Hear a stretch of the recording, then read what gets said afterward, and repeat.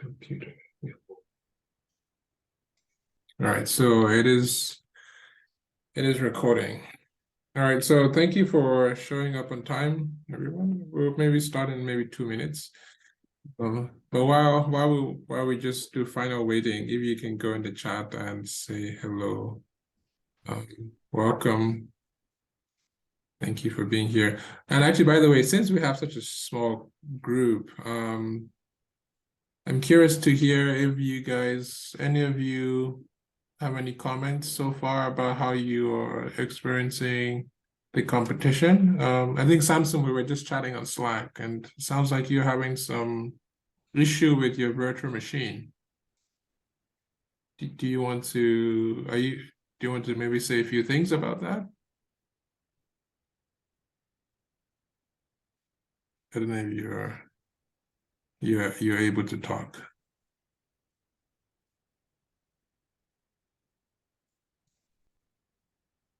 So you see in the chat. No, you can see things in the chat.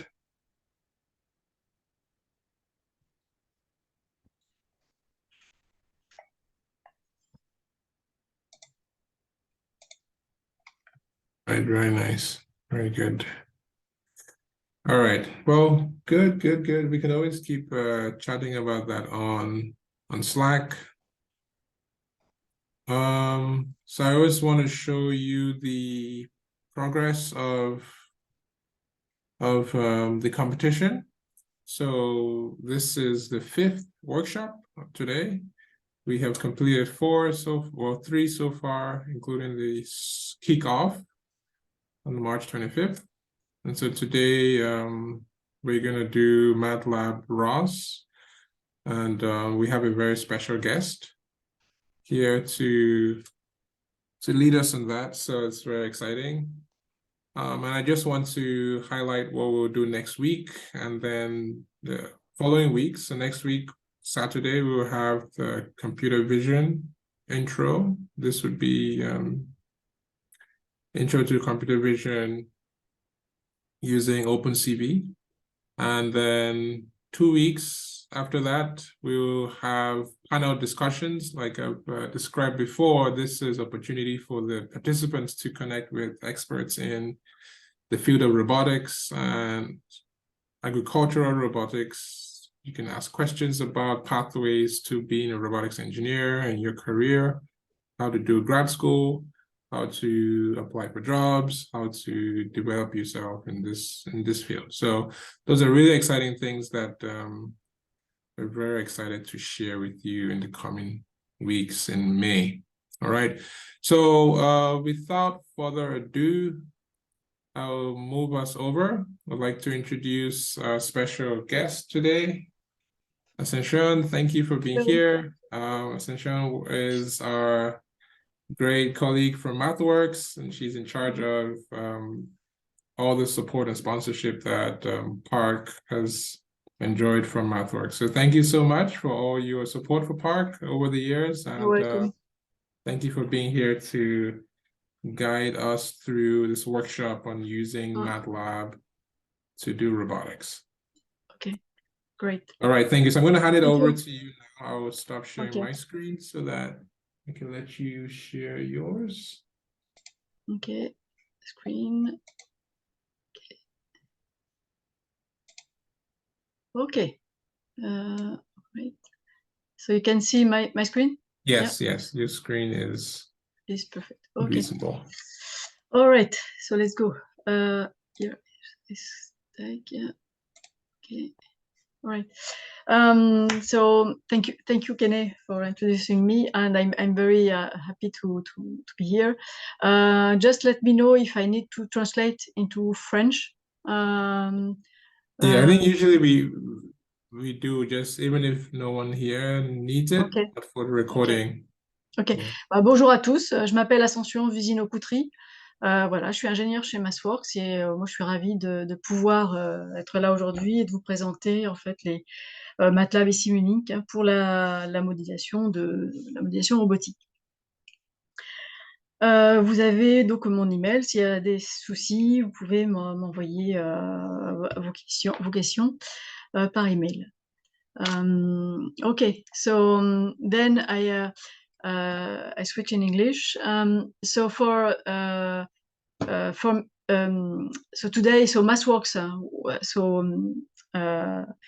MathWorks is a software editor, and we develop the products MATLAB and Simulink, and they are used by around 5 million of engineers and scientists in worldwide, in over 190 countries, and it helps a lot to model and simulate the systems, but as well it can be used for desktop applications in some cases.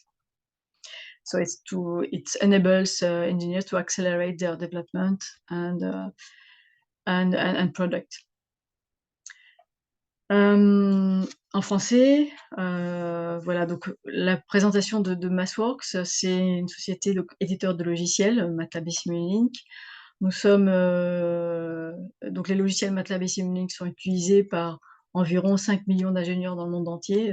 Ça peut être des chercheurs, des scientifiques. Et donc ça peut être soit des modèles, on utilise MATLAB Simulink pour la modélisation et la simulation, pour comprendre le comportement des systèmes, mais aussi pour faire le traitement de données, faire des applications qui vont permettre de répondre à différents besoins. Hein, donc on est utilisé dans dans toutes les industries.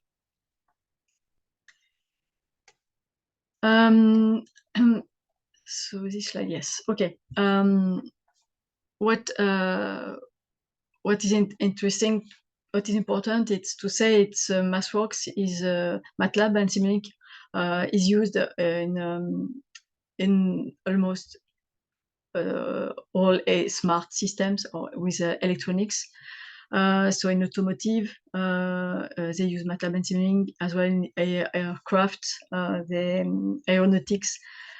They are using MATLAB and Simulink as well. You can see it's used to create the smartphones, and it can be as well used in the consumer goods because now they are more and more smart, the systems, so there is more algorithmic inside.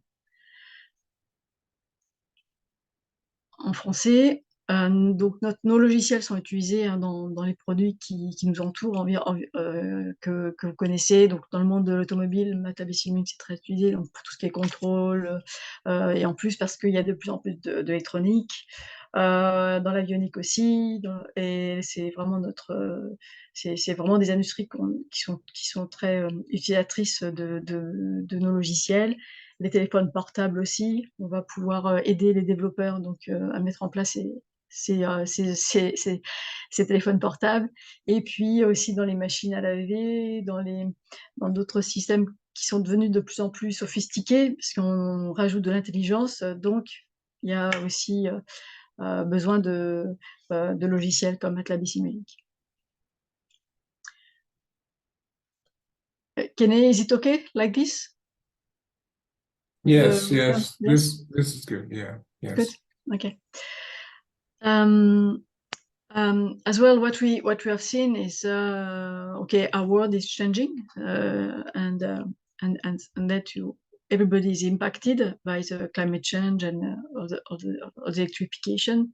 So we are as well. MathWorks software is used and help people to create to be innovative, to create new solutions for the coming years. So we have been working as well with startups and companies who are developing smart system, like the solar powered cars. I like the story with advanced the prosthetic. It's this person, he can play drums differently. He has 3 sticks instead of 2, and it's very fantastic what he can do because it follows the rhythm, and it's amazing what how we can improve to the level of people. As well in the autonomous robots, there is a lot of actuators. You're going to get the robot more smart. So you can integrate AI, algorithm, deep learning, and machine learning. So it's getting more and more autonomous. And the last one, clean energy. So we are as well contributing, thanks to the researcher and companies to work on this subject. Donc non seulement on est MathWorks, les logiciels donc aident à développer des produits au quotidien, mais aussi on travaille beaucoup avec les startups, des compagnies qui vont innover, qui vont essayer de répondre au changement climatique, à tout ce qui se passe au niveau de l'électrification. Là aussi, donc ça c'est important, ces systèmes contiennent de l'intelligence, donc des algorithmes, et on va pouvoir vraiment les aider. L'exemple que j'aime bien, c'est à montrer, c'est à partager, c'est la prothèse de ce joueur, de ce Baptiste. C'est un batteur c'est un Baptiste. Et donc il va pouvoir jouer avec son groupe, et il aura trois baguettes à la place de deux. Donc les sons sont différents. Donc ça, c'est ça qui est génial, c'est que non seulement on va lui permettre de jouer, mais aussi il va pouvoir changer, un peu innover la musique. Dans la robotique, comme vous le savez, les systèmes sont de plus en plus intelligents, puisqu'on va les équiper de caméras. Il y a les moteurs, enfin il y a plusieurs axes, plusieurs moteurs. Donc on va pouvoir le rendre plus intelligent, plus autonome. Donc il y aura des algorithmes de machine learning, de deep learning et du contrôle avancé. Et puis aussi, on travaille beaucoup avec les startups et des sociétés pour rendre notre environnement plus sain. Voilà, donc là, ça sera here it's some examples. So I'm going rapidly through this demo. So here it's a car. So now more and more the cars, and it's like in the project with a robot agriculture project.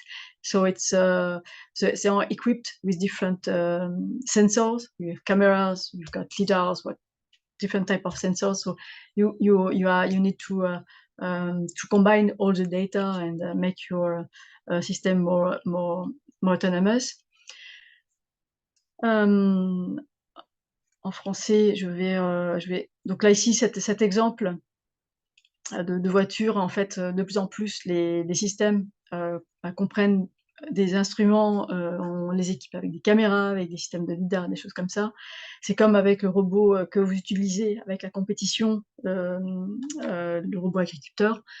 Eh bien, on va pouvoir utiliser ces données-là pour rendre le système le plus autonome et le plus fiable. Là, c'est here is the example of Airbus. As well, the Blue Origin. Okay, we have been working with them. It's the landing phase, and the rocket is going to be reused. It's coming back. So MATLAB has been used to develop the trajectory of the shuttle. As well, for the robot, here you can see it's moving. So you can imagine there is a lot of complexity because different motors, and then he's going to learn how to catch the ball. En français, donc là on a vu plusieurs exemples. Donc la fusée de Blue Origin qui ont mis en place. On a travaillé avec eux sur la partie trajectoire. Là, il y a le robot. Vous voyez que la complexité, c'est qu'il y a il y a des différents moteurs. Et puis après, il va falloir le rendre la possibilité de ramasser, de rattraper la balle. Donc il y aura des algorithmes d'apprentissage. Et ça, c'est super intéressant. Yeah.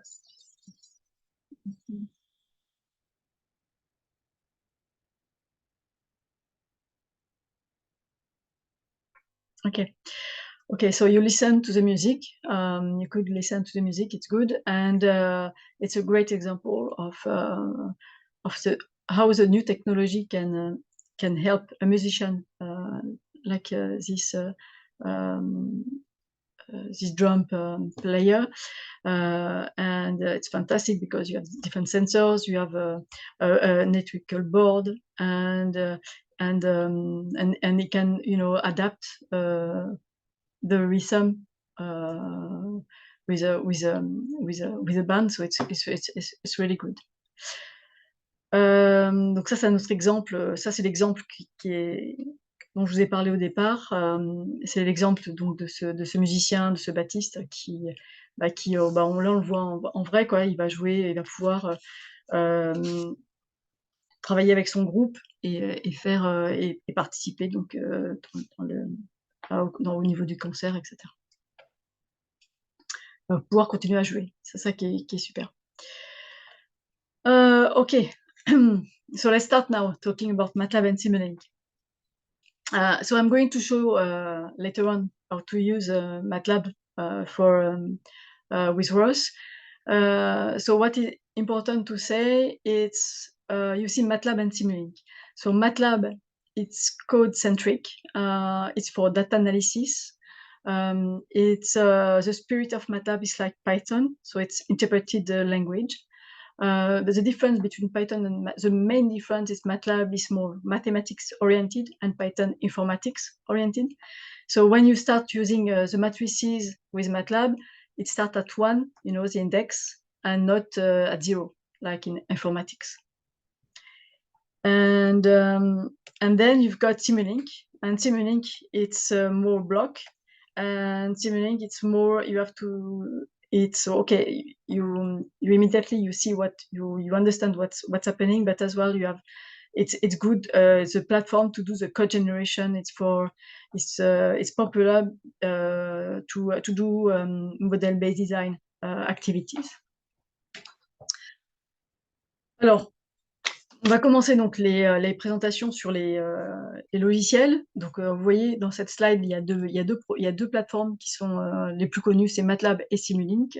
MATLAB, on va travailler avec du code. Ça va être principalement du code interprété. C'est très utilisé pour tout ce qui est statistique, traitement d'images, et c'est MATLAB, c'est comme Python, en fait, c'est le même principe, sauf qu'avec MATLAB, vous allez, c'est plus orienté mathématique, et Python plus informatique. Donc avec MATLAB, on va par exemple, quand on travaille avec des matrices, ça va commencer avec l'index 1, hein, c'est comme en maths.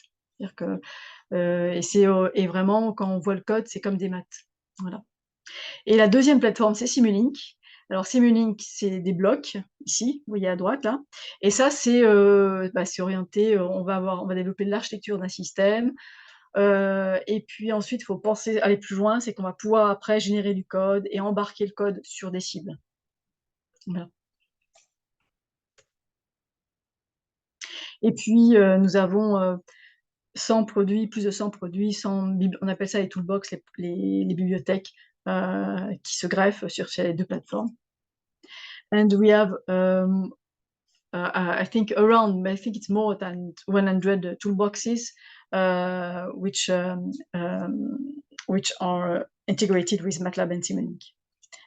And these toolboxes will address different scientific problematics. Okay, this slide is just to show you why it's important to model, and I'm sure you will see it's what you're doing with Kene and Park competition. It's important that before getting crashed like this one, because it's very expensive, wind power, is to anticipate, and it's why as well I like, I stop the video here. I like Park competition because it brings you to think about the modeling and simulation, and then you go into the physical aspect of the robot. So it's important that you anticipate, you discover the environment, the sensors, the control, etc. And then you will see after you can go to the code generation and go with a physical hardware. And so this approach of modeling and then go to the physical system, the workflow, we call it the model-based design. en français. Donc là, c'est pour vous montrer l'importance de la modélisation et que là, on a vu la vidéo d'une éolienne qui explose parce que les conditions climatiques étaient très, très, très mauvaises. Et donc, c'est là où vient l'importance de la modélisation et la simulation. C'est quoi? Pour anticiper les problèmes. Et Parc, donc la compétition Parc, va vous permettre aussi d'avoir cette approche-là. C'est-à-dire que vous allez voir, modéliser avec l'environnement ROS, le comportement, la perception aussi, tous les algos de traitement d'image, il y a différents capteurs, le contrôle du robot, donc il y aura des moteurs par la suite, mais vous allez pouvoir vraiment réfléchir, amener cette réflexion du comportement du système avant d'aller sur le système réel à la fin de la compétition. Ok. So today I'm going to use the ROS toolbox, and the ROS toolbox enables you to work with a different to use this protocol to communicate, to get the same information on the different services, on the message, etc. Connect it, get the information in MATLAB, and as well in Simulink. Okay. What we're going to do today is more simulation, but after what is important to say, it's so you keep monitoring what's happening in MATLAB or in Simulink, but then at the end, after you want to get it standalone. So after you can do code generation, you can embed the algorithm directly on the ROS node. Okay, so today I'm going to show you image processing. So I'm going to show you how I connected the Parc project with MATLAB, and after I'm going to show you how to do the perception. So I'm going to look at this part here, perception. So I'm going to look at the image coming from the left camera, I think left or right camera. I will show you how to do a simple algorithm to detect wind. And then at the end, I will show you how you can control or do some decision making as well, and then your work will be to improve this part for this challenge on the wind detection. And if you have any question, just drop a question in the chat, and I will see the question. Okay. Okay. In French, I forgot to translate. Okay, it's all right. En français. Alors, donc là, je vais vous présenter donc comment on utilise la ROS Toolbox avec MATLAB, comment on communique avec les services, les différents éléments avec les messages, enfin récupérer les messages, les différents nœuds, on appelle ça les nœuds en français, je crois. On va utiliser ROS 1 par ROS 2, et ce que je vais faire, c'est que je vais vous montrer comment j'ai connecté ma machine virtuelle avec MATLAB. Mon MATLAB, il est installé sur mon PC, donc il sera en Windows, et je vais récupérer des images, je vais faire un peu de perception, d'accord, traitement d'image, donc détecter les mauvaises herbes, je crois. Et puis ensuite, après, on va faire un peu de contrôle de décision, et votre tâche à vous, ça sera d'améliorer toute cette partie-là avec MATLAB et Simulink. Donc, on va voir aussi l'approche Simulink. Voilà. Donc là, on va principalement faire de la simulation entre l'environnement ROS et MATLAB et Simulink. On ne verra pas la génération de code, mais ça, vous pourrez le faire par la suite. Okay. Donc là, j'ai oublié de montrer ça. Oui. Donc nous, ce qu'on va faire, on va se focaliser sur cette partie-là aujourd'hui.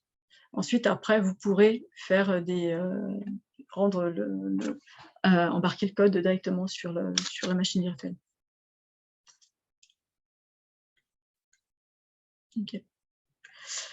Okay. Let's start here. Shop. Okay. Shop, and I'm going here. Do you have any questions so far?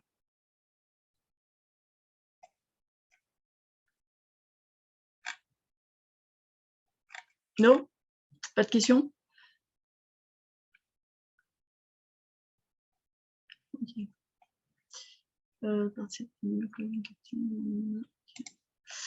Okay. So here it's I think you I think you're setting up your PC. I think you have done this part. In my case, I created a virtual machine. I'm using a virtual machine. I install Ubuntu Focal, etc. I set up my environment. The same. I follow the different steps. Okay. And then with MATLAB,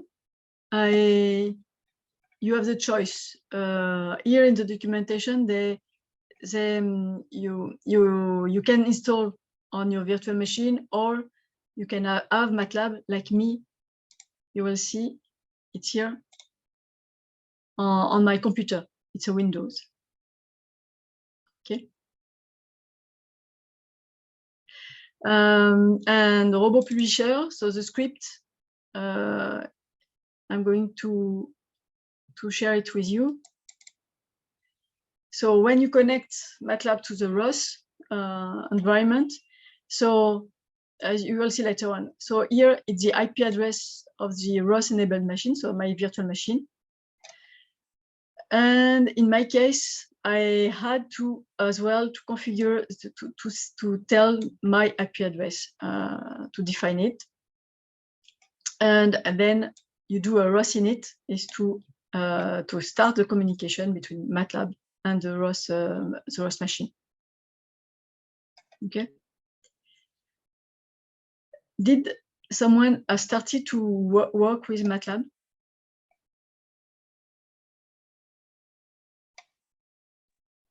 I think a few people have set up MATLAB on their computers. On their computers, okay. Yeah, so here it's MATLAB on my computer. Okay, so now I'm going to start VMware machine. Okay, I'm going to show. So I'm going to.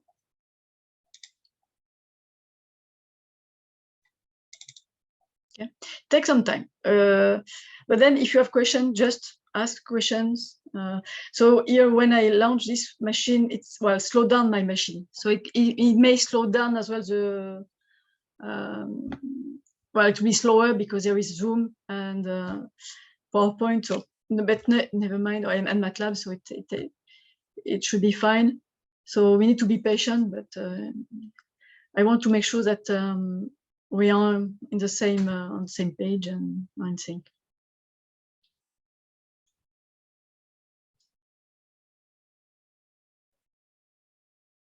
Okay, so I log in my computer.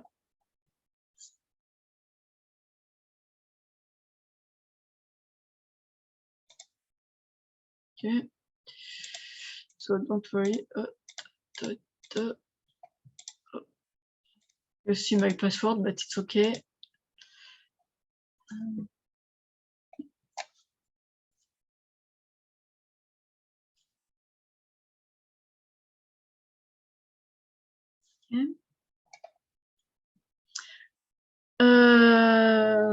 Okay. What I had to do to make, so I didn't install MATLAB on this on the machine. Okay. So like this, I can use my MATLAB on my computer. So what I had to do, I'm going to show you. Just wait a minute. I need to. It's get it. I did some work. Huh? Yes, get it. This one. This file. If you want to do the same thing as I did, at the end well, you know, when you open a terminal, when you do something with Linux, I export. I had to add these 3 last line to make the communication between my virtual machine and MATLAB. Okay, and SVGA, because the Lettuce was not green at the beginning when I was doing the Park Lounge. I could not visualize the colors, and I had to add these 3 lines. En français. Donc moi, j'ai installé donc une machine virtuelle sur mon PC. J'ai récupéré donc les informations donc des recommandations de la compétition Parc. J'ai fait le setup, etc. Et puis, parce que moi, dans mon cas, je n'ai pas installé MATLAB sur la machine virtuelle, j'ai mon MATLAB sur mon PC. Donc, j'ai dû rajouter ces 3 dernières lignes pour que les laitues, en fait, dans le champ, en fait, on voit la couleur verte. Et puis j'ai dû aussi faire cette déclaration de variables d'environnement comme ROS IP et ROS master URI. Ok. Voilà. All right. So it's clear for everybody, yeah. Okay. And then what I have to do, because I did something here. Yes. As well, for my computer, CMD, to declare my IP address, I had to do IP config here on my Windows, and I need to select, and it in your case to be the same, to select this one, the Ethernet adapter VMnet1. So I selected this IP address. Okay. All right. Okay. Then it's fine. Then you just you launch ROS command, ROS launch Park Robot task 1, for example.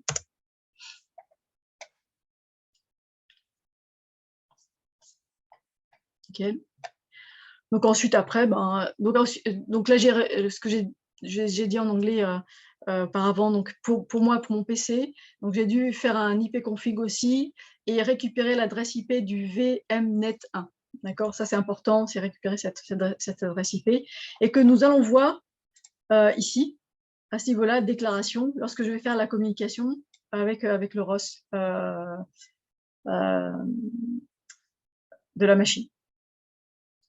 Okay. Donc ici, vous voyez bien, ça c'est l'adresse IP de ma machine virtuelle, pardon, et ça c'est le mien.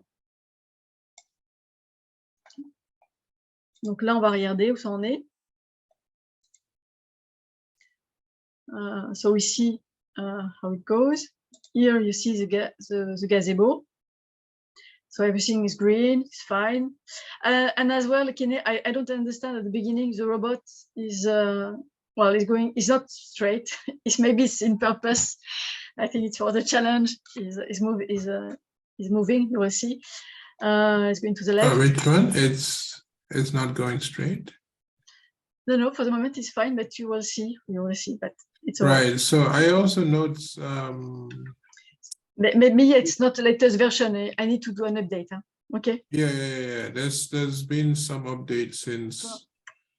Yeah. Okay.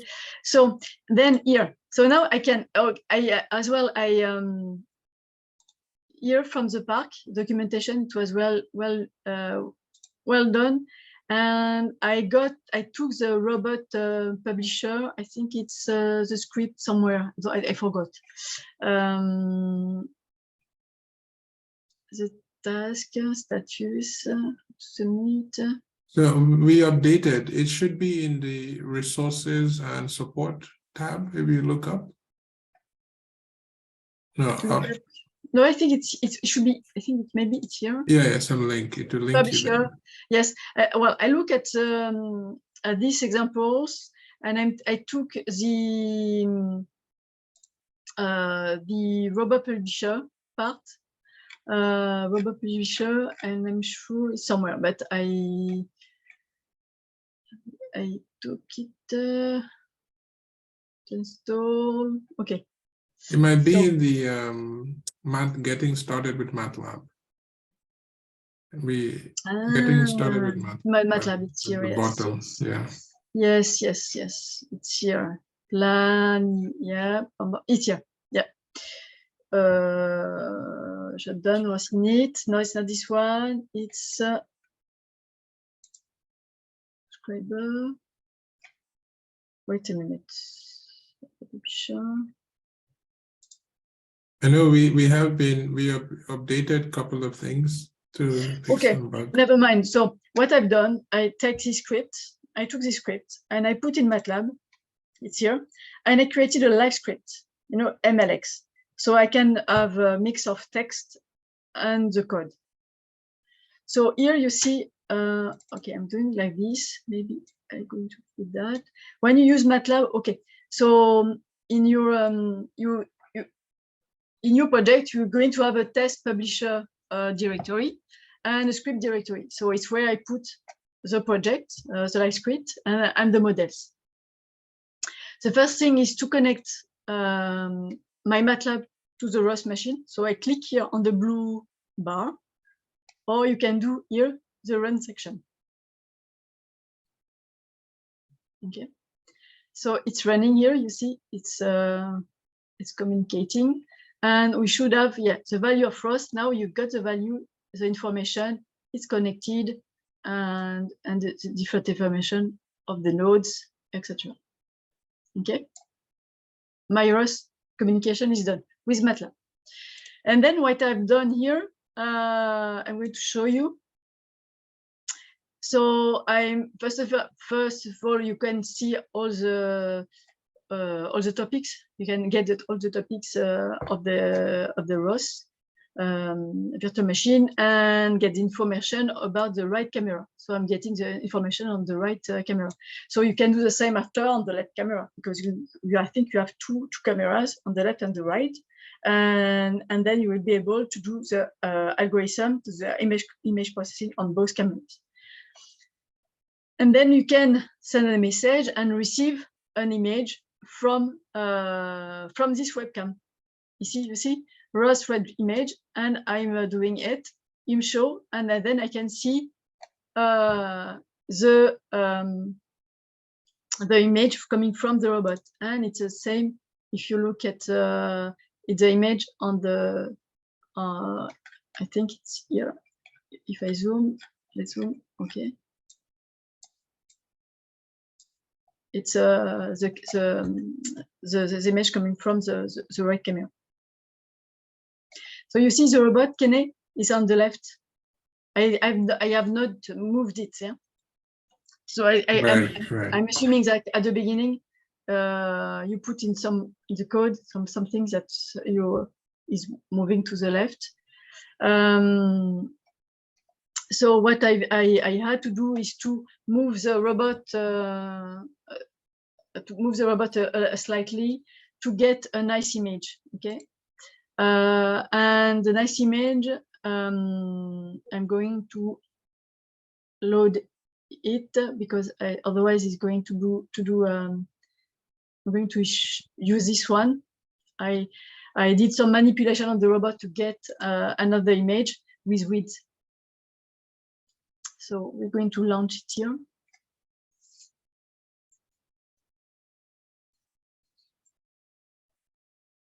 So I'm going to show how to do rapidly image processing to get the width from the lattice. Okay. So in MATLAB, okay. So for MATLAB, do you have any questions, any concerns on the coding side? Is there any questions? One question I do have is, would you provide the live script and other scripts? Yes. You share with the participants? So after the call, I will send you the projects. You know, on the scripts, I will send you the I think I created 3 models of Simulink, 3 models and the scripts, and as well as the mat file and the function. Well, everything I've done so far, I will share it with the teams. Great. So then they can improve. Okay. Mm, Okay, and in MATLAB, when you install MATLAB here, you've got the apps here, and in all toolboxes we created apps in order to accelerate the understanding of on the subject. For example, on the topic, if you're doing signal processing, you can do rapidly import audio wave and do a spectral analysis. And in an image, we've got this color threshold, which is fantastic to understand how to filter an image. And it's what I'm using. So I'm using color threshold. So let me show you if I get it. Okay, wait a minute. Wait, it's here. So in color threshold, so you've got different color space. In general, what we teach first is RGB. So because an image, it's 3 matrix, in fact, with the pixels. It's a pixels of 3 matrix, and you have you describe you have 3 matrix describing the color red, green, with different intensity between 0 and 255 for the red, green, and blue. I think you're familiar with it, with RGB colors, so primary colors. And after you have different type of color space, which are interesting to investigate, to see, because here you see the objective is to detect this width and this one. And as you will see, there is a lot of green here, but then you will see it's not so easy, depending on the color space, to detect this one, this green one. The best one, I was in general, I put this one SCV or RGB. It's LAB, and it's on the script. So L stands for, let me show you. I put on the script, everything on the scripts. L is luminosity, brightness layer, and chromaticity layer for A. So L, A, and B, brightness, LAB. And when you do that, so here you see the histograms for these 3 axis dimensions, characteristics, and then you can play with this histogram with a bar here I want just to get this part here, you know, this green part, you see. So let's start. You move it like this. If you move too much, okay, you see what's happening. Okay, like this. Here I can do the same. I can, no, it should be fine here. Then this one, I don't remember. I do, yes, it's here. And then here, it's here. Okay. Something like this. And then this one, you don't care. No, this one, you need to take it. And, okay. Okay.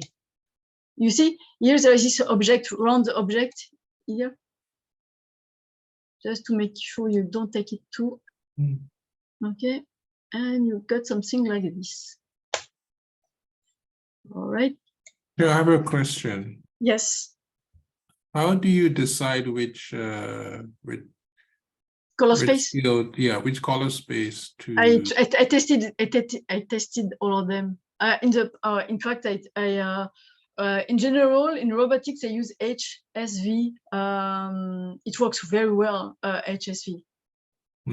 Okay, but in this image, because there is 2 type of greens, you will see, and it works quite well. And then so they can test different. Yeah, yes, you test different color spaces. Yes, robotics guys, they like HSV. It's for the same. It's more about it's 3 dimensions on the intensity and it's how you get the data. Saturation. Yeah, saturation and HSV and V. I don't remember, but so then it's you can test with this app and see what works better for you. And then what are all the different color spaces available? Is there a place to see? When you open it, you see. When I open before, okay. For example, I close it. Okay, start. Here, load from file. You do load from file. You launch color thresholder. Okay. Then you select the image I captured before. Okay. And then here it's going to propose you. And as well in the documentation of MATLAB, they will tell you which color space you can use. Okay. So what I can do, maybe it's here doc. If you doc, it will launch the documentation file.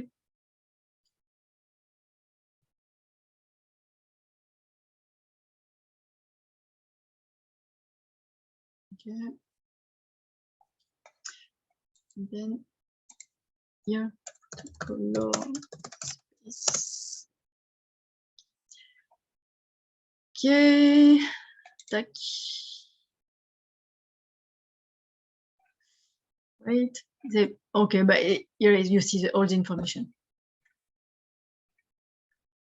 Okay. Okay, very good. Thank you. Yeah, looks good. This one as well. So yeah, when you look for something, you launch doc in MATLAB. Well, you have two ways. Either you write doc here, or you go to home and click here. Okay. And then you will get the documentation. Then after you can search by with Word, or go directly to the traitement d'image, image processing and computer vision, and go to image processing toolbox. And you can as well, you see, when you go to the toolboxes, you have always getting started and examples. Yeah. So if you want, you just if you're looking for an example, just look at them and then test it and then replace their image with your images. Okay, and just have to adapt and get it. Okay, so you have a lot of examples. Thank you. Okay, as well, what I've done, okay, I come back. So I took this one because I know it's working quite well. I apply, so I'm going to narrow the channels, in fact, the interval for the histograms. And then I know that this one, okay, no. Okay, it's here. So I start here with the, okay, if I remember it's here, like this one, yeah. Encore plus, ouais, comme ça. Okay, after this one, I think it's here. This one, you take this one. Ah, est-ce que le cri, ok. No, right. And then this one. Something like this, okay? When you're satisfied, you do here export. You do an export image, but export function.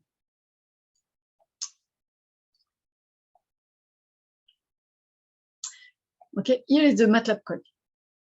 So it generates a function with output BW, so two matrices. This one is the mask, the black and white.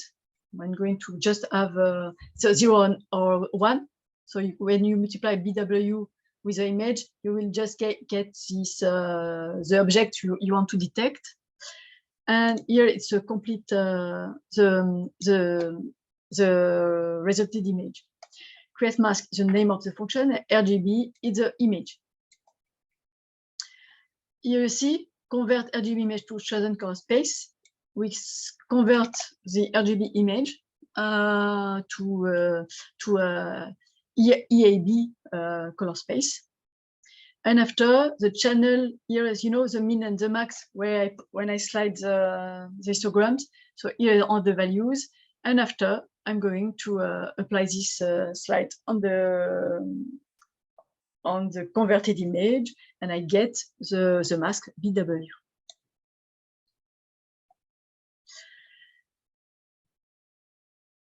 Okay. So when I did the same exercise before, and I save it here, my create mask. Okay. So I'm going to open it to show you.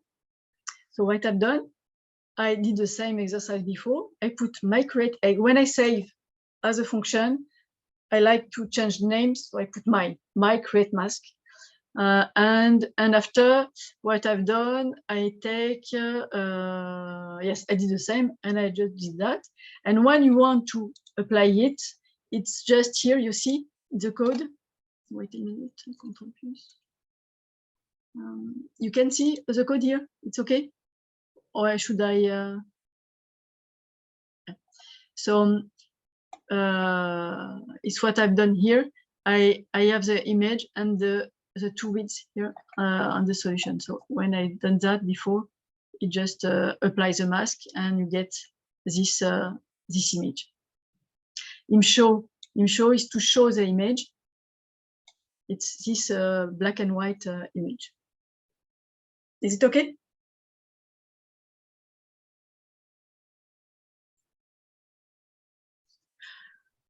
En français, I forgot where I started. I forgot to translate in French. Donc en français, donc on a vu, on va utiliser donc une app qui s'appelle Color Thresholder. On va importer son image qu'on a capturée juste avant lorsqu'on s'est connecté à la machine virtuelle avec la machine qui est le ROS. J'ai récupéré une image et ensuite on veut l'analyser. Donc on va utiliser dans les apps ici, vous allez dans la partie traitement d'image et vous récupérez ce Color Thresholder là. Et ce qui est intéressant, c'est que on va pouvoir naviguer, enfin explorer les différents espaces de couleurs et chercher le meilleur espace pour avoir un meilleur masque, parce qu'en fait l'objectif c'est vraiment d'identifier les mauvaises racines des laitues ou d'autres légumes. Et là dans mon cas, donc là j'ai enlevé j'essaye d'enlever les laitues et d'identifier là où il y a des mauvaises herbes. Donc on a vu que le vert n'était pas le même, etc. Donc on va pouvoir appliquer un masque. Donc j'ai créé ma fonction, et puis là en fait, vous voyez, on peut après l'appeler dans du code MATLAB simple, et j'utilisais ImShow pour visualiser cette image en noir et blanc.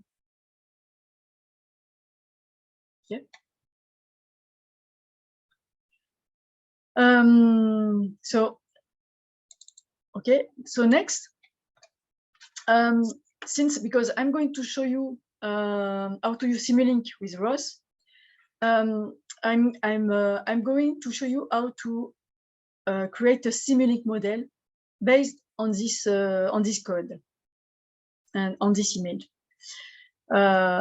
So you go to Home, you click here on Simulink here.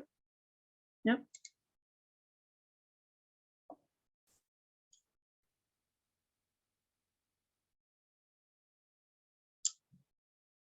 Okay. You're going to take a blank model.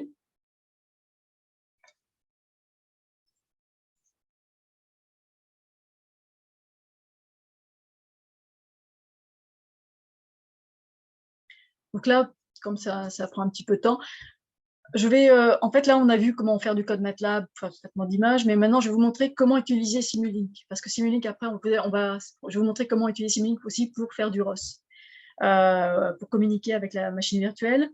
Et parce que par la suite, après, au niveau du contrôle, vous allez pouvoir aller beaucoup plus loin pour superviser justement le comportement du système, pour aller bien sur les entre les deux lignes de l'étude.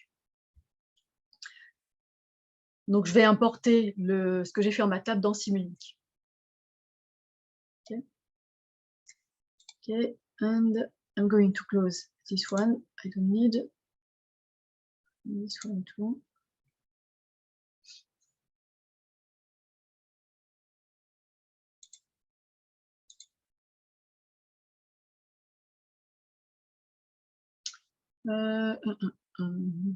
Okay, okay, let's just give me some.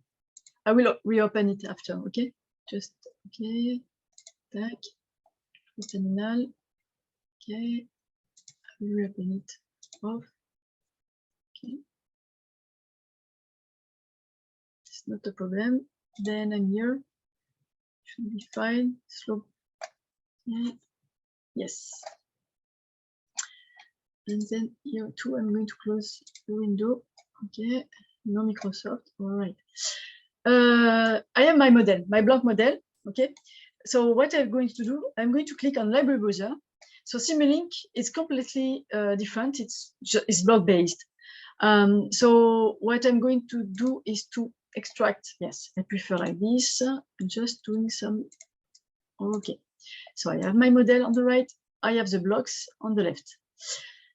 So what I'm going to do, I'm going to the computer vision here toolbox. I'm going to import my image. Okay, so it's in sources here, image from file. You will see, and here I'm not going to use papers, but I'm going to use this one.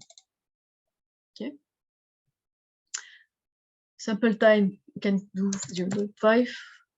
Okay, we don't care anyway. Then I'm going to use a MATLAB function. The MATLAB function it's in Simulink, user-defined function, and this one here. And I drag and drop the MATLAB function. Okay. Here I'm going to use this one. Okay. This code.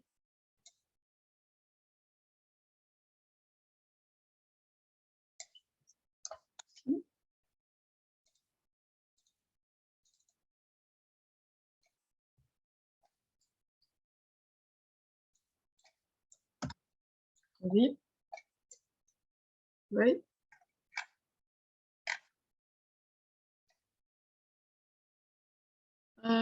Here it's RGB.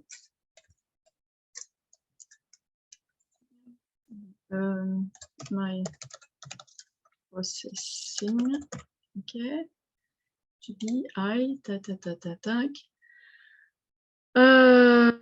Should be fine. And then you see, you connect after here and here. Okay, and right, just something like this. And then I want to visualize the results. So just here, you go back to computer vision, you go to sync, and video viewer, video display, it should be this one, it should be fine. And then do something like this. Here, stop time you don't need, you put 5 seconds, but anyway, it's going to repeat. And then you do a run. You click on the run button to simulate this model and this algorithm. Okay, you see, don't worry about the message. I done an error. Y is not assigned. No. Okay, I made a mistake. Sorry. It's not Y. The result is BW. Okay, the output. So don't do like me. Don't forget that the output is BW, right? And then run. Sorry, cancel.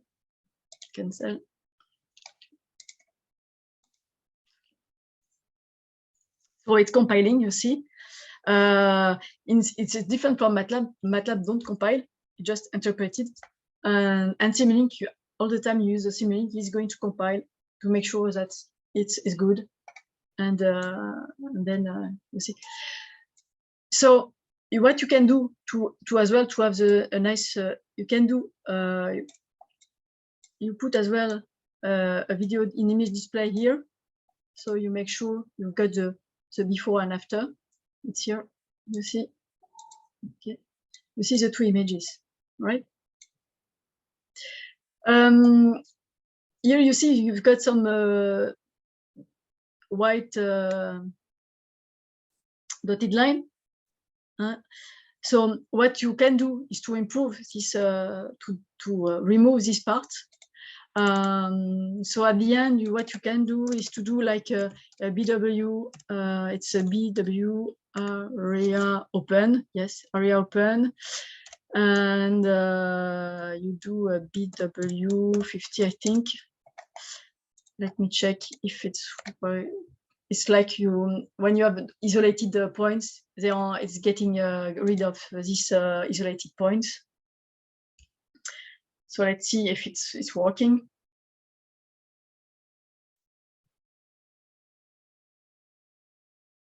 Okay, so it's working. So we improved so we get the algorithm to get the right code to the right object. Then you eliminate this dotted isolated white. And what I've done too is to we know in a computer vision toolbox you got as well the capability to do some statistics. And as well to label, where is it, the label count? Oops, sorry. Analysis, I don't remember where is it. So you have multiple way to statistics, graphics transform. So what I've done, I'm going to show you the result because time is coming, is flying. Okay. Sorry about this. Is my colleague, she's writing me an email. Let me check if I can get rid of Teams. Yes, Kit. Okay, Kit Teams. Right. I created test image here. I'm going to open it. So I have this processing, you see, the viewer. And after what I've done, I delete, I add more, comment dire, instead of here, what I wanted to do, I want the tool to tell me how many widths, how many sites I need to be careful to go and work after on the widths. So to countabilize, to make sure that we can count number of widths, for example. So here you see you have multiple objects, okay? Instead of doing to detect the white and just here to have 13, 12, I just want to see, okay, there is 2 widths somewhere, not 30 widths. So what I've done, I deleted. And when you do that, I'm going to show you what it does. It's important. It's you see now I have just one object now. I fill the walls with white, and then I could there, after I can count, I can say in my image, I can see I have 2 widths. With a position, if I want, I can get the positions when I get a snapshot, a screenshot of the scene. Is it? Do you have any questions? Kene, is it okay? Okay. Maybe Kene is already left the session. So now you see you've got the Simulink model, and what I've done after. And if you have any question, just drop a message. What I've done, it's this one, test widths. So I'm going to show you after to connect the Simulink to ROS. I'm going to use a model. So let me first come back to my slides so I can make sure that. So we have done that. We use a thresholder. I created this algorithm in Simulink. Now I'm going to use this model to show you how to test and get real data, live data from the robot. Okay, so let me start. Here is the model. So you see, I will get, like the MATLAB code, when you get you subscribe a message and you get the message, etc. So we'll get the same with Simulink, and with Simulink I find it very simple. So this is why I'm going to show you. So I need to relaunch my VMware machine. Okay. So open. Okay.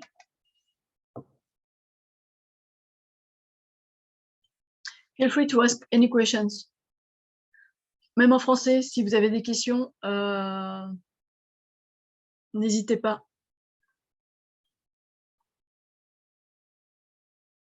Donc là, oui, en français. Donc j'ai oublié de dire ce que j'ai fait dans le dernier modèle.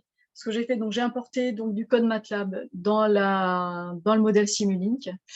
J'ai amélioré l'algorithme, c'est-à-dire que j'avais des petits points blancs dans le filtre, parce qu'en fait mon objectif, hein, c'est de détecter les deux mauvaises herbes. Donc pour enlever les petits points blancs, j'ai utilisé une fonction qui permet justement de délimiter des points isolés. Donc c'est la fonction BW area open que j'ai mis dans le code MATLAB, dans la fonction Simulink. Et ensuite après, je vais dilater, c'est-à-dire que je vais essayer un objectif, c'est de dire là où je prends une image, j'ai combien d'herbes, mauvaises herbes. Donc, comme j'avais seulement les feuilles, les pétales, enfin, c'est pas des pétales, c'est des feuilles des mauvaises herbes, on a l'impression qu'il y en a plein. En fait, non, c'est une mauvaise herbe avec les différentes feuilles. Et donc là, ce que je fais, c'est que j'ai appliqué une dilatation de telle sorte que je vais pouvoir avoir vraiment le nombre d'objets.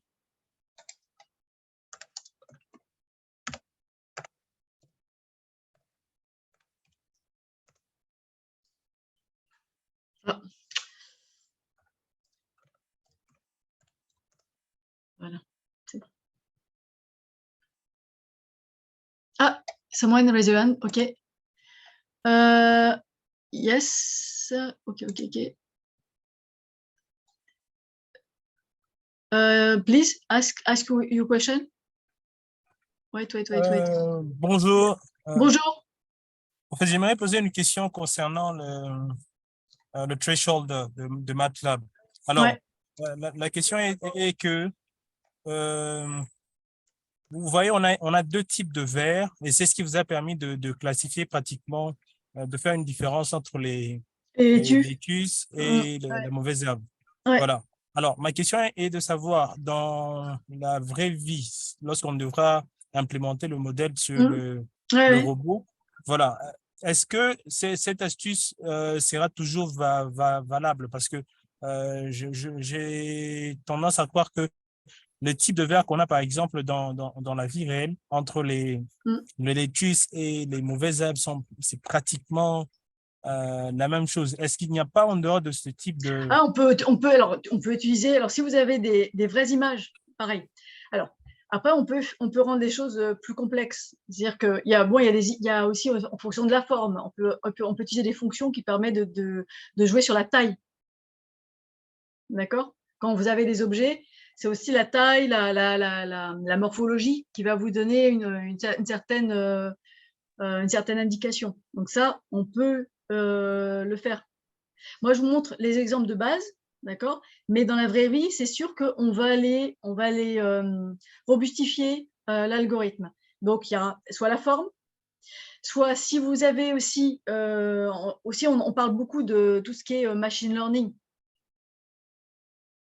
Donc là, si vous avez des images faites avec la vraie webcam, donc il faut avoir donc l'équipement. Si vous avez la webcam qui prend des images, etc., vous pouvez après utiliser un classifieur de telle sorte que vous allez ensuite pouvoir prédire avec plus de précision quel objet.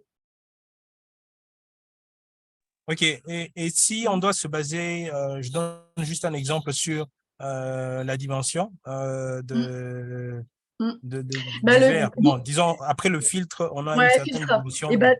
Donc ça, c'est une bonne question. Je vais vous montrer. Oui. Donc ici, ce que j'ai mis là, c'est pour ça, je ne l'ai pas mis dans mon… C'est à vous de faire après. Ici, dans Blob Analysis, on peut avoir la taille. D'accord? Ça c'est une fonction, un bloc qui permet de savoir, d'avoir la notion de dimension sur l'objet. L'objet qui est filtré, qui est masqué. En fait, on applique un masque et après l'objet, on va pouvoir calculer la taille. D'accord? Attendez, je vais vous montrer. Il faut que ça s'ouvre le masque.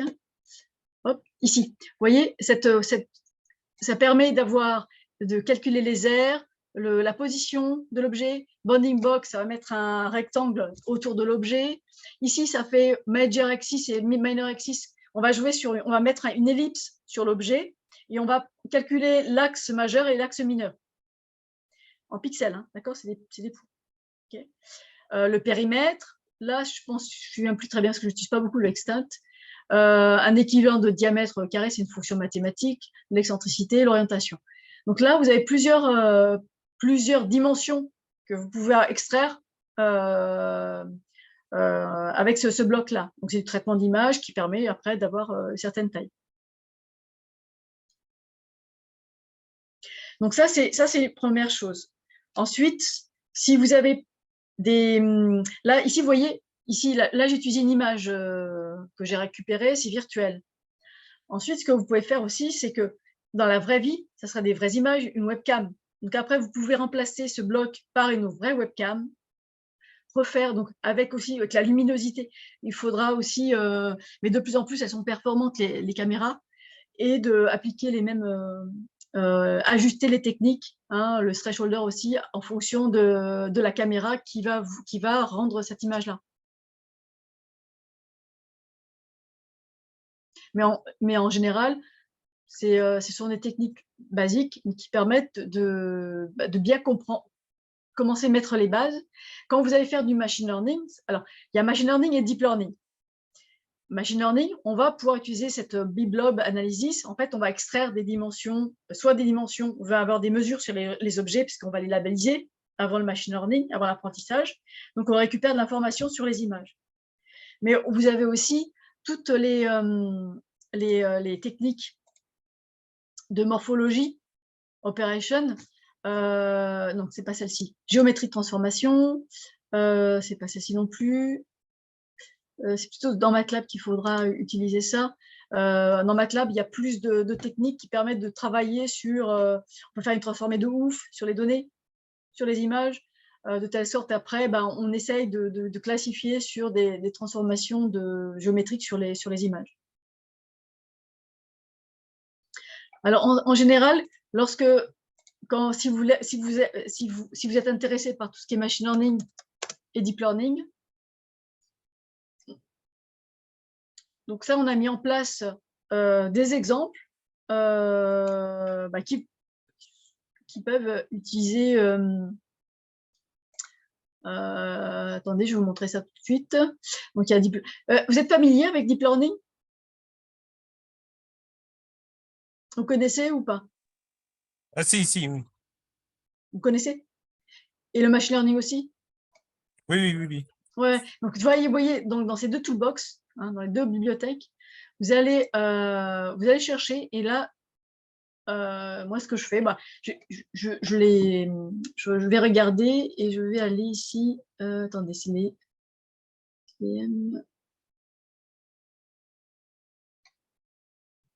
box, c'est là. Mais moi, je suis sur les images. Alors, c'est peut-être pas ici. C'est Documentation Home. Je reviens ici, Computer Vision. Et là, voilà. Detect Objects and Features. Là, c'est Deep Learning. Computer Vision et LIDAR. Donc là, bon. Moi, j'ai des exemples avec du... voilà, là, c'est un exemple sur du Deep Learning sur des images. Donc là, il vous explique un peu comment faire. En gros, donc là, vous avez... Donc nous, on supporte plein de réseaux neuronaux, les CNN, convolutionnels. Donc, vous pouvez utiliser une architecture bien précise et après, donc il faut labelliser ces images. Donc, on a une base de données avec ces images, on labellise, après, on lance l'apprentissage. Et ensuite, après, vous pourrez refaire la même chose, mettre ça dans Simulink. Voilà. Et puis, pour les deep learning, donc on prend les images telles quelles. Le machine learning, on doit extraire des caractéristiques sur les images, on doit extraire des features. Et donc, c'est pour ça, donc là, il faut faire de la détection de contours, travailler sur peut-être des dimensions ou travailler sur des transformations géométriques. Voilà. Donc, vous avez de quoi améliorer en fait la partie algorithmique. Là, je vous montre les bases, ce qui est déjà possible, et puis ensuite, après, vous allez pouvoir aller plus loin avec MATLAB. D'accord, merci beaucoup. Voilà. Et si vous avez des questions, n'hésitez pas après à m'écrire. Voilà. Bon, we're going to continue. I switch in English. So your colleague asked me about in real life. Well, okay, you show us it's a virtual image. It's not a simple image. It's a small green, but then in real life you have different greens, it depends on the luminosity, etc. So I show how to use basics image processing, but then you can after add more. You can work more on the definition, on the size of the object you want to detect. So you add more information. You get the you need to robust to make the algorithm more robust, and then after you as well you can use when you have real data, real images, you can use machine learning techniques and deep learning techniques. So I show how to get this the code and examples you can start with. And at the end, you can import in Simulink. So when you look here in the Simulink library browser, it's here. You see computer vision toolbox, and then we've got deep learning toolbox. You see what you can as well. You can add image classifier and deep learning. When you get the model, you can embed it into Simulink. And as well for machine learning, you have the same. So here you see you get classification part, and you can use SVM classifier and different type of classifier. Okay. All right. So let's continue. And I wanted to show you the last thing, but I think it's important, is this part here. It's a Simulink model. We can do with MATLAB, but we can do with Simulink. So I'm getting from the ROS, okay, I'm going to show you ROS network. So I think well, let me check if everything is done, is set up. Gazebo, I have a message here, report a problem, no. Okay, so we've got the ROS machine up. Then I wanted to show you, so you're going to get this example I get from as well the documentation. I adapted to the Park project. The model is robot ROS with testing, so I'm testing the environment. I'm getting information from what I want as well to control the speed of the robot. It's in this part here. I want to work on the CMD velocity. And then I got the sensor inputs, I get the image and as well the odometry, because after I'm sure you will need that to control the robot. And here, when you click on this part, it takes some time. It's okay, it's coming. Okay. Okay, you see, you select from ROS network, and then when you do the select, it will propose you the like you did in MATLAB the ROS topic list, etc. So you see all the list of the topics here. Okay, and you select the left image or the right image, whatever. It's a camera. Okay. Okay, left camera. Why is not working the left camera? Okay, I think I have a problem. Cancel. Wait a minute.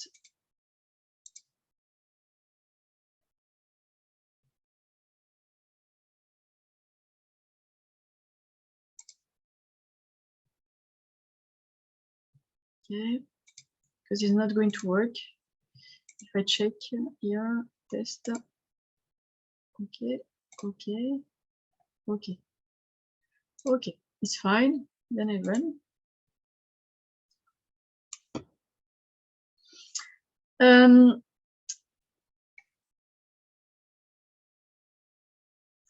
Here you see the block. They have got a trigger. In fact, when you have a new a new event, then it's going to trigger here the block red image, and inside it's just a block importing the image, reading the ROS image. Like in MATLAB, you've got a ROS red image. Here it will be the same. You've got a Simulink ROS red image. So let's see inside. And then here I copy paste what I've done before, what I showed you with a color thresholder. I just copy. Okay, so here's what we see. So you see here, you see this color here. So it's what you see here. Okay. What I wanted to show you. Okay, I hope you can let me go in there. So in the image processing part, I just copy paste what I've done before, what I showed you before. Here, this block is to display these two images. It's MATLAB code. You will be able to see it. Here, it's a trigger. So when this block, what is important, it's when you get a new image, then it will read it, and then you will process it. As well in the model, you see I'm getting this value from the odometry. So it's a pose. The name is pose. And inside, I did some conversions, but I'm not sure if it's okay. But from the message, I get I put in Euler and I get the variable. I think it's the X, Y, the angle orientation, I think, but I'm not sure. So there is some calculation here, and I commented the state flow because the control is not ready. And here I saw, in my case, I have the old version of the project. So in order to move the robot, it's angular, and if I want to rotate here, I need here in this block here to change this value. In fact, it's swapped. Huh? You will see. So if I put -0.1, you will see here. Okay. And I'm going to stop it rapidly. 0. Okay. I hope it stopped. Sometimes there is okay, now it's straight. And then if you want to make it moving, so you go to the angular and not the linear, it's the opposite.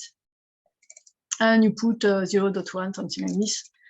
And you will see the robot moving, okay, straight, but it's going to be in the lattice. And then you can see directly the left camera.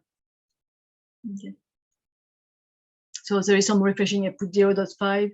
So there is some latency, but you can test the algorithm on it.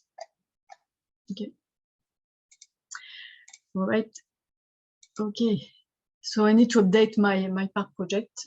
When you stop the simulation here, okay, you click on stop here. Stop.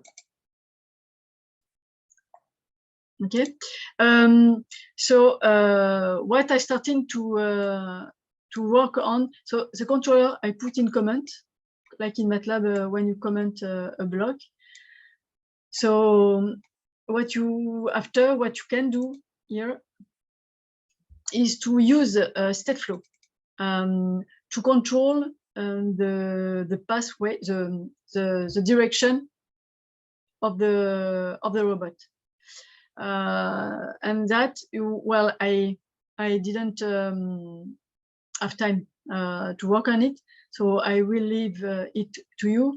So state flow, it's a good way. It's like a state machine to control, and what is interesting is to connect V and W to the linear, the speed, when you go straight and when you have to go to the right and go to the left.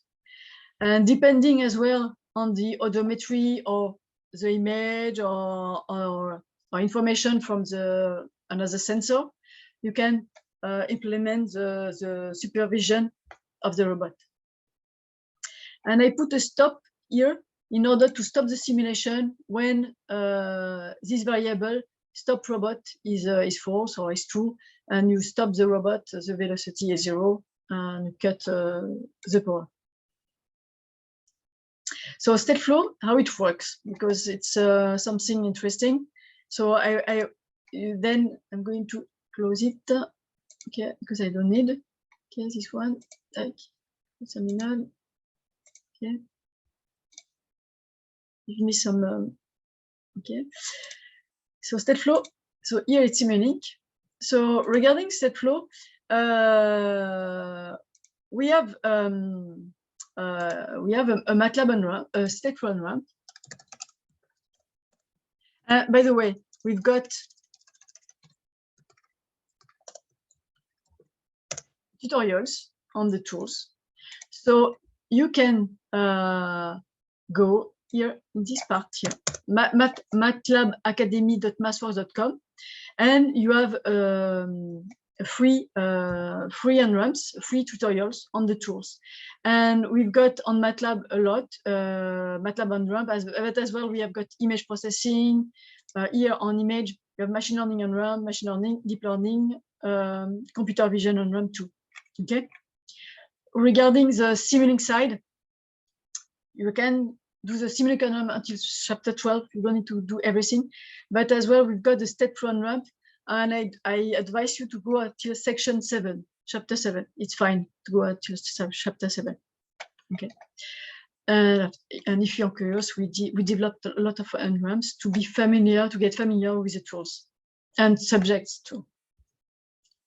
And regarding state flow, it's like it's very easy. So I'm going to do an introduction, and then after, when you're going to start working on the park, then you'll be able to implement the supervision of the robot. So again, I show you where it is in the library browser. You open the library browser, and you've got state flow here. You see, you take the chart, you drag and drop here. And what we're going to do is to implement, like, you're going to implement something like a detector, detector of a person, and you're going to switch on a light or switch on something, a motor, you're going to do an action. So here, when you're in this orange window, you go to the modeling, you click on symbol panes, you will understand why I'm doing it. So then you're going to use the states. So in my tool, I want to detect if if someone is in the room or not. So I will say off, there is no one in the room, so I put like a LED equals 0, so it's not going to switch on. Okay, the LED, it's a variable. In state flow, we call it a symbol, and then it tells you, is it an output? Yes, because it's an action. We're going to switch on, off, or switch on, or switch off, or switch on. Okay, then I add another state. Okay, and I will give a name on, and my LED equals 1. Okay, so now I need to see, well, and now I need to connect. So when is going to happen to when the LED is going to tell me, well, there is someone in the room, if a condition is satisfied. So I will say my sensor is greater than 20, for example. Sorry, I did something wrong. No, I don't clear breakpoint. So sensor is a new variable, and it's telling me, is it an input? Yes, because it's a sensor. A sensor is giving information, and depending on the information, I will process. And then I do a loop, and I will do a loop if my sensor is less than 20. Okay, not 29, this one. And if I go up, then you see my state flow will have an input and an output. And then I just put a constant here. Constant. You will see, oh, connect, take. And I'm going to do, I'm going to use a scope from the Simulink library. what I can do as well, I can do with developed dashboards in Simulink. So I'm going to use a lamp here. This lamp I connect to the LED here, connect it here, and then I will switch a red, set or green. Okay, apply.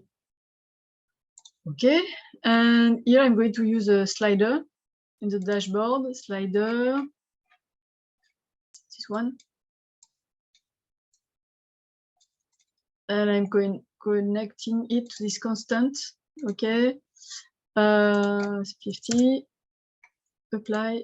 Okay, then stop time. I'm not going to say infinity, doesn't stop. And then we're going to see what's happened. Okay, so then after you test. So here I'm 0, it's 1, so it's less than 20. So I'm in the on off, and if I put 30, for example, you're going to. So you see what is stateflow is.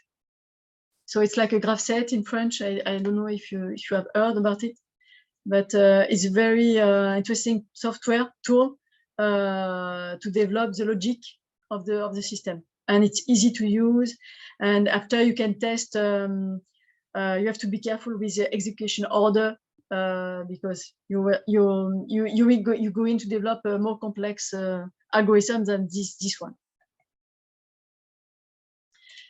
As well, what is interesting to say regarding stateflow, you can say that after, for example, here, after 5 seconds, I switch off all the time. Okay, so you have a temporal condition. So Simulink, what's happening is when you do a run, yes, run.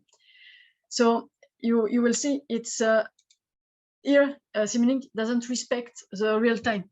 Okay, so it's a time machine time. Okay, so in order to slow Simulink down, you go to run, simulation spacing, you enable 1 tick Simulink, it's 1 second, so it's pseudo temporal, and then you do a run.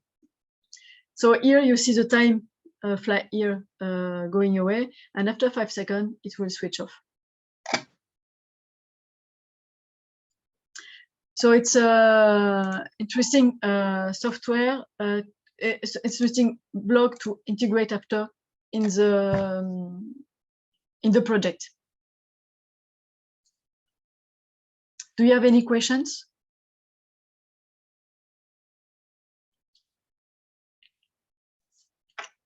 Alors peut-être en français, je l'ai pas expliqué. Donc j'ai tout fait en anglais là, désolé pour la démo. J'ai montré donc comment faire un diagramme stateflow, en fait un diagramme d'état. C'est un peu comme les graph sets. Ça permet de développer la supervision d'un système, et donc ça va vous aider justement à contrôler l'orientation du robot quand il sera sur le terrain. Donc là, on a vu comment on récupérait des données de l'image, du capteur d'image. Là, avec stateflow, après, vous allez pouvoir faire d'autres traitements parce que vous allez apprendre à utiliser le robot, il y aura d'autres capteurs. Et en fonction des éléments que vous allez recevoir de l'extérieur, vous allez pouvoir contrôler ce robot avec stateflow. Et ça, c'est très pratique parce que c'est super facile à faire. Et rapidement, vous allez voir les défauts, les améliorer. Et c'est quelque chose qui est très utile dans le monde industriel. Ok. All right. So I'm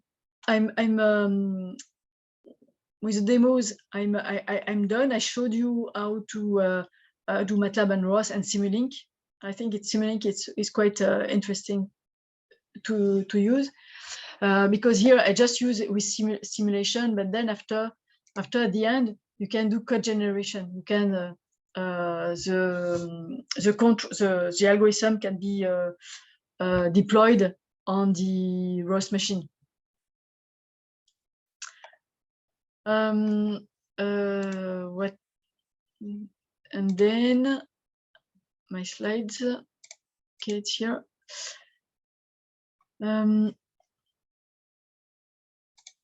Okay. So we saw this ROS testing. I showed you as well how to how to get an image. Then after you will need to improve it with your image, with maybe the different the two cameras, and implement the control. I'm sure you can do the route easily with Stateflow, and depending on the parameters from the sensors, you can create your own the supervision of the robot.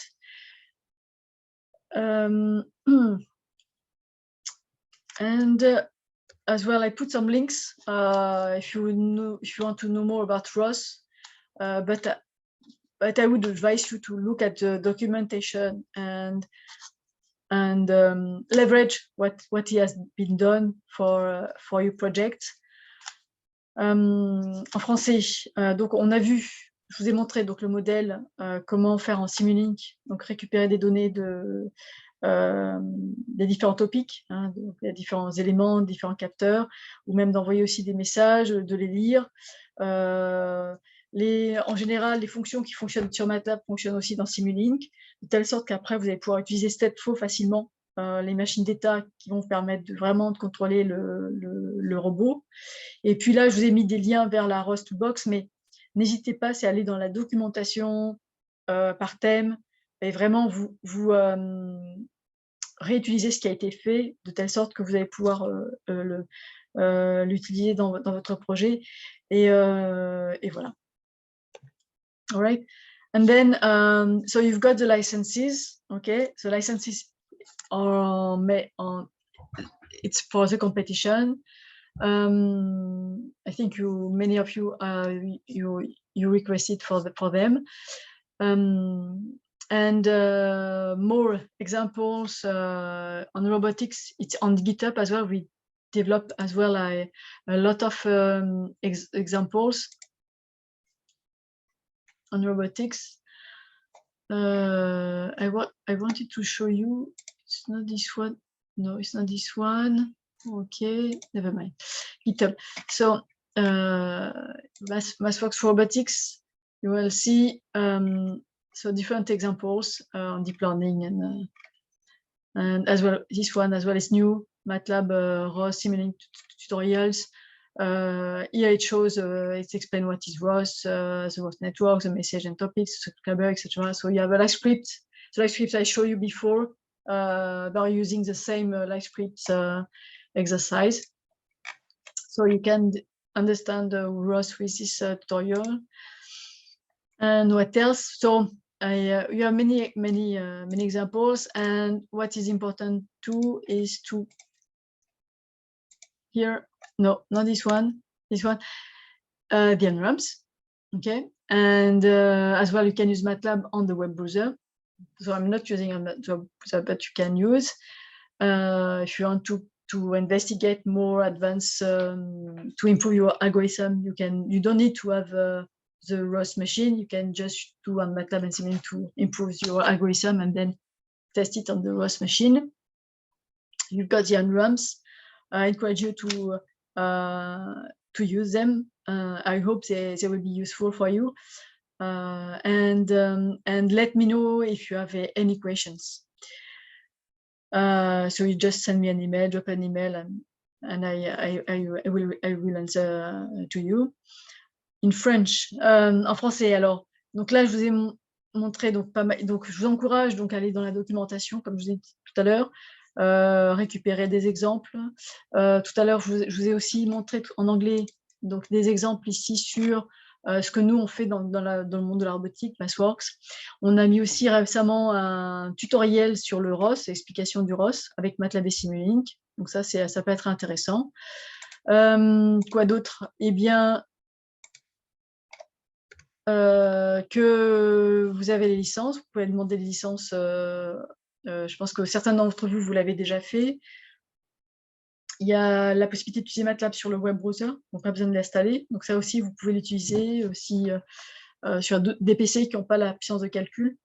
Et puis, n'hésitez pas à suivre les on-ramp, les tutoriels gratuits sur les différents sujets qui vont vous permettre d'aller très loin dans la progression de vos projets. Alors, et n'hésitez pas à me contacter si vous avez des questions. Là, c'est le temps pour des questions. If you have any questions, I'm available. I can answer them right now.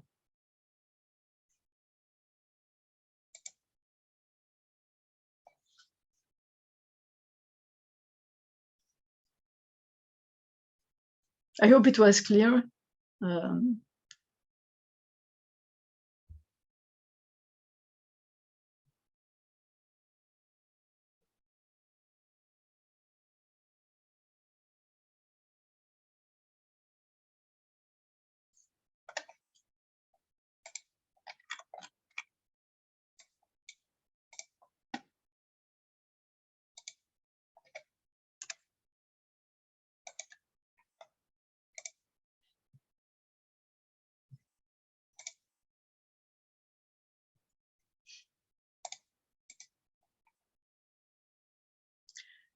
Okay, and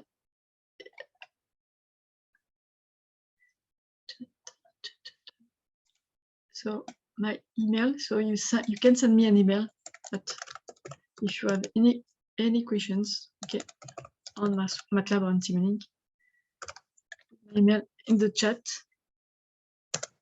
right?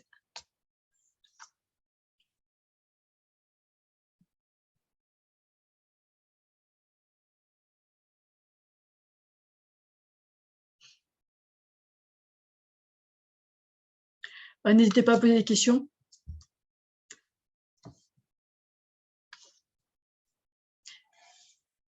Sinon, vous avez déjà commencé à travailler avec MATLAB. Yes, I have a question for you. So, do you know MATLAB? Did you started using it?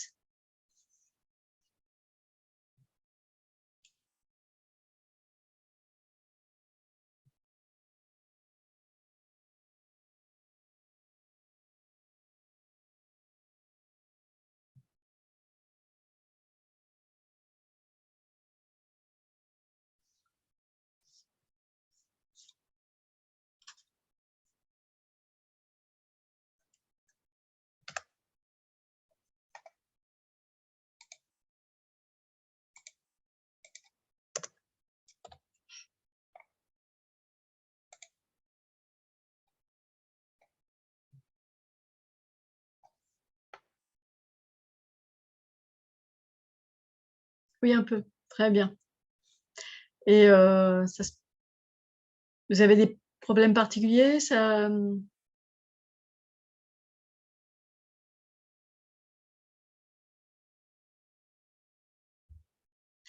C'est clair ou ça?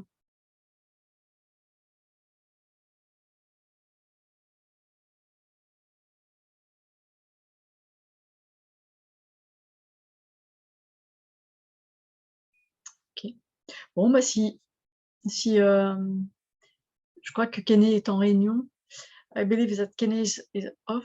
So let's so if there is no questions, we can end the call. So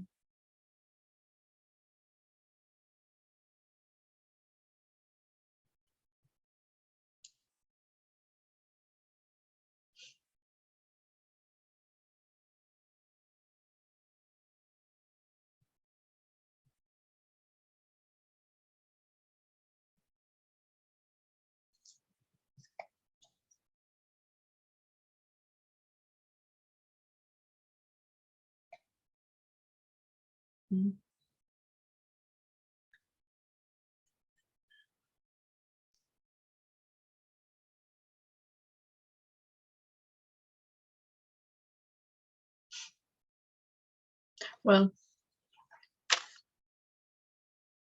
if you well, I think we can end the call. If you don't have any questions, just drop off, and then I'm waiting for Kenny because I'm sure he has another meeting in parallel.